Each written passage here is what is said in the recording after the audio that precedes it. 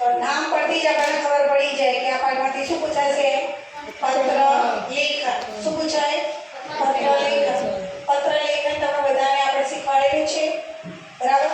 જમણી બાજુ સરનામું સીધી લીટીમાં હોવું જોઈએ, પિનકોડ, પછી લીટી જોડી, તારીખ હોવી જોઈએ. આ બાજુ શું હોવું જોઈએ?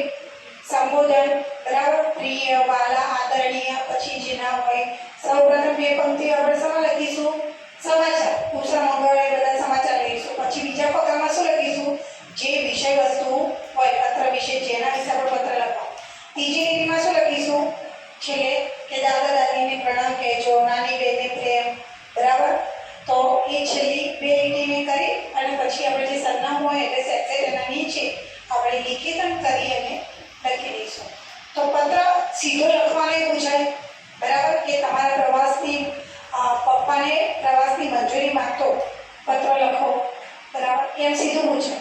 અથવા તો વળી કોઈ ઈઝી પ્રશ્ન બનાવવો હોય તો એ શું કરે? પત્ર લખીને જાઓ.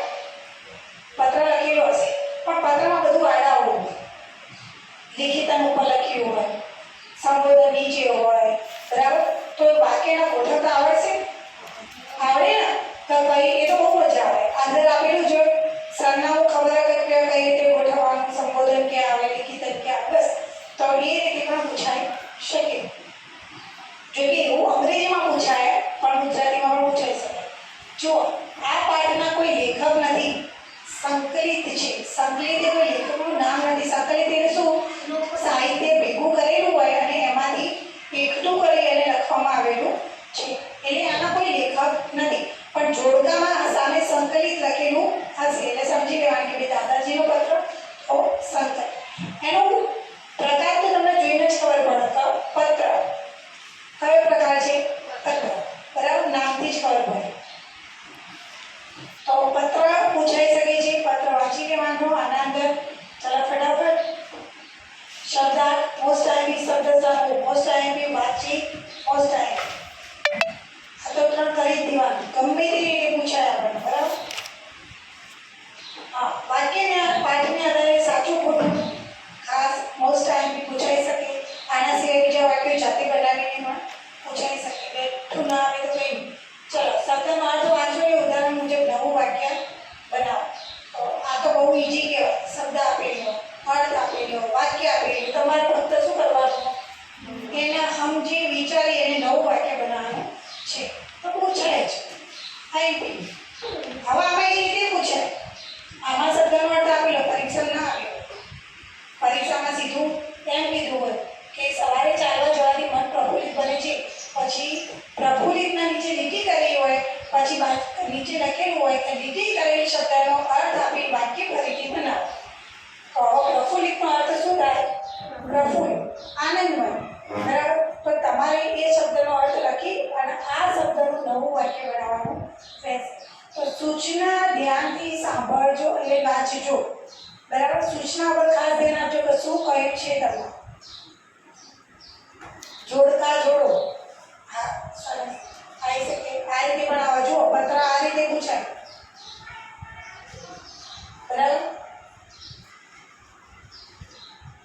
નીચેના વાક્ય વાંચી તેમાં નામની બદલે વપરાયેલા હોય તેવા પદો નીચે લીટી કરવાની. બરાબર? કોઈ આવતું હોય, અચ્છા, નામની જગ્યાએ વપરાતો શબ્દ, બરાબર?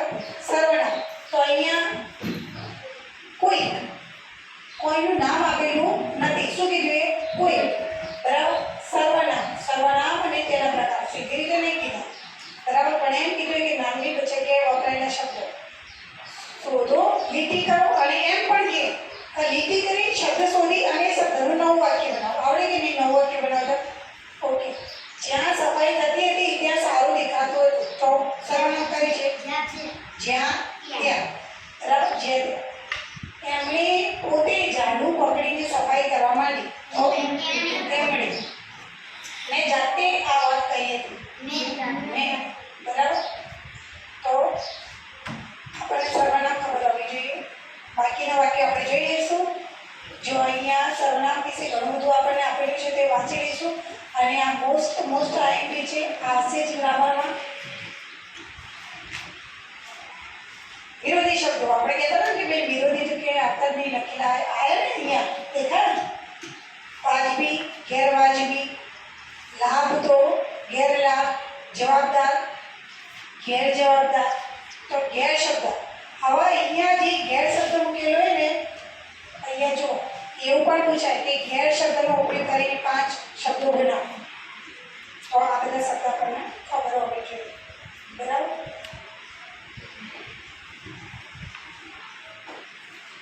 આ શબ્દ આપેલો છે, આ એનો ભાવ બનાવે છે. ઉત્સુક, ઉત્સુકતા, ભાવ કીધો.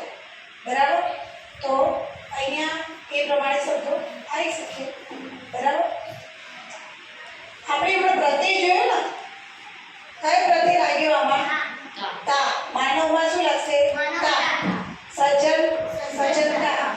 દરિદ્રતા તો એનો શબ્દ કયો બનશે? ઓકે, તો આ પ્રત્યય વાળો પ્રશ્ન કરી દીધા એટલે પ્રત્યય તો આવશે જ. બરાબર? તૈયાર કરી દેવા. સર્વનામ અને એના પ્રકાર. બરાબર? સર્વનામ અને એના પ્રકાર મોસ્ટ આઈની તૈયાર કરી દેવા. આપણે ચાર્ટ પણ લખાયેલો છે સર્વનામ અને એના પ્રકારનો, જોઈ લેજો. બરાબર?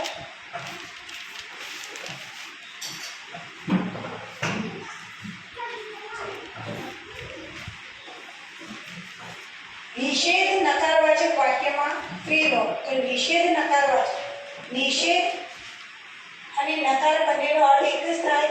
એટલે તમને કોઈ વાક્ય આપેલું છે, અંગ્રેજીમાં નહીં કહેવાય this is a pen, this is not a pen. Not વાળું વાક્ય એટલે નકાર વાક્ય કરીએ ને, તો એવી રીતે અંગ્રેજીમાં ના, નહીં એવા શબ્દો. નકાર એટલે ના કરવા. મોહન દાદા દિલના ઉદાર હતા. અહીંયા જો તે નાટકમાં ભાગ લેશે તો તે નાટકમાં ભાગ નહીં લે, પણ લેશે નહીં. તો મોહન દાદા દિલના ઉદાર દિલના હતા, તો આપણે એનું નકાર વાક્ય ફેરવીએ તો શું થશે? મોહન દાદા ઉદાર દિલના ન હતા. બરાબર? પલ્લવીબેન અમને ગુજરાતી ભણાવે છે. ગુજરાતી ભણાવતા નથી. હવે આ તો આપણે આમાં જો સીધું સીધું કીધું તો નકાર વાક્ય બનાવો. તમને પ્રશ્ન એમ કે અર્થ બદલ્યા વગર, અર્થ બદલ્યા વિના નકાર વાક્ય બનાવો. હવે આ તો કેવું અર્થ બદલ્યા વિના? એનો અર્થ ના બદલાવો જોઈએ. આપણે કહેવાનું છે કે મોહન દાદા ઉદાર દિલના હતા, તો એનો ઉદાર દિલ વાળા જ રાખવાના. તો ઉદારનો વિરોધી શું થાય? ઉદાર એટલે જે દયાળુ ઉદાર હોય, ઉદારનું વિરોધી થાય કંજૂસ. બરાબર? તો મોહન દાદા કંજૂસ દિલના ન હતા, અથવા તો કંજૂસ ન હતા. બરાબર?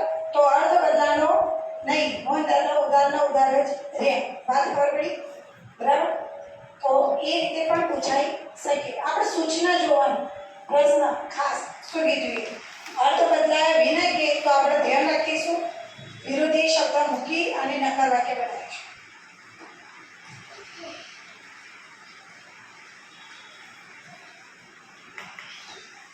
લાગણીઓ. લાગણી પૂછાય ને ભાઈ, લાગણીઓ કે ભાઈ વાક્ય આપેલું એમાં કઈ લાગણી પ્રગટ થઈ ગઈ? લખો હર્ષ છે, આશ્ચર્ય, નવાઈ, શોક છે. બરાબર? આ બધા લાગણીઓ. ભાવ, લાગણી, ભાવ એવા પ્રશ્ન પૂછાય છે. બરાબર? હવે અહીંયા તમને વાક્યનો પ્રકાર પૂછાઈ દો. આ કયું વાક્ય કહેવાય? ઉદ્ગાર. કયું? ઉદ્ગાર ચિહ્ન દેખાય. ઉદ્ગાર વાક્ય. આ પણ ઉદ્ગાર વાક્ય. આ ઉદ્ગાર વાક્ય. અહીંયા ઉદ્ગાર. પ્રશ્ન છે, પણ એનો પ્રશ્ન વાક્ય પણ કહેવાય, ઉદ્ગાર વાક્ય પણ કહેવાય. મોટો ઉદ્ગાર જ છે કે દાદાજી તમે પણ જોયું ઉદ્ગાર જ છે. બરાબર? તો અહીંયા બધા વાક્યો ઉદ્ગાર વાક્ય છે પ્રકારમાં. પ્રશ્નના જવાબ તો તૈયાર કરી દેવાના. મોસ્ટ આઈમ્પી છે, દરેક પાઠમાંથી પૂછાશે. હા, જો મેં કહ્યું એમ સીધી રીતના પત્ર પૂછ્યો નથી. આપેલ વર્ણનને પત્ર સ્વરૂપે લખો. દેખાય? અહીંયા એક વર્ણન આપેલું પત્ર સ્વરૂપે. તો અહીંયા આપણે સૌથી પહેલાં શું લખીશું? સરનામું. બરાબર? પત્ર કોણે લખેલું છે? અર્પણ. બરાબર? કોણે લખેલું છે? ધ્રુવને. બરાબર? તો આપ ક્યાં હશે? ઉપર. બરાબર? પછી ઉપર શું લખીશું? સરનામું. આ નીચે જ આવશે.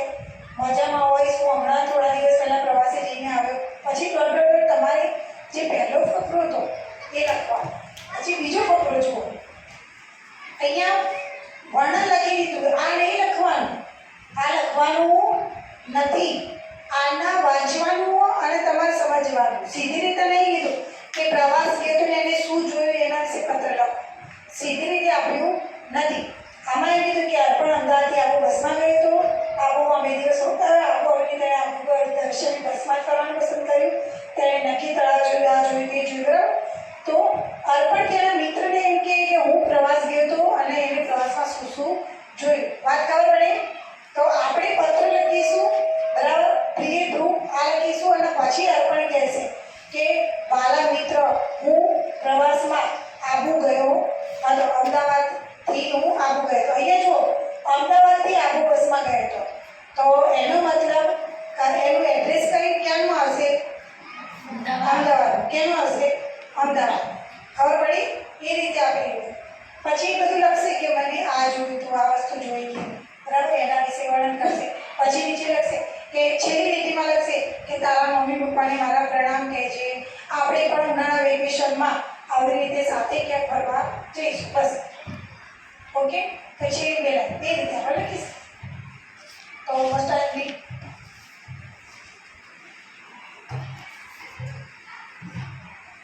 આ પ્રશ્ન પણ મોસ્ટ આઈલી છે. દાદાજીના પત્રનો જવાબ તમે ટેકનોલોજી, કારણ કે ટેકનોલોજીનો યુગ છે તો એના વિશે આ પ્રશ્ન તો આવી શકે. આ પ્રશ્ન શેમાં હશે? 2 માર્ક્સવાળા પ્રશ્નમાં હશે, બરાબર. આમાં કંઈ બહુ મોટું લખવું નથી. શબ્દ તો એમાંથી શબ્દો શોધીને વાક્ય બનાવવા તો ખબર જ છે તમને બધાને.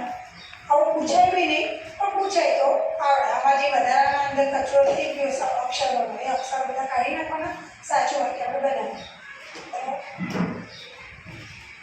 તો અહીંયા આ પાઠમાંથી આપણને પત્ર વિશે પૂછાઈ શકે છે અને બીજું ટેકનોલોજી વિશે માહિતી આપેલી છે, બરાબર. તો ટેકનોલોજીનું મહત્વ, બરાબર, એના વિશે પણ નિબંધ આપણને પૂછાઈ શકે.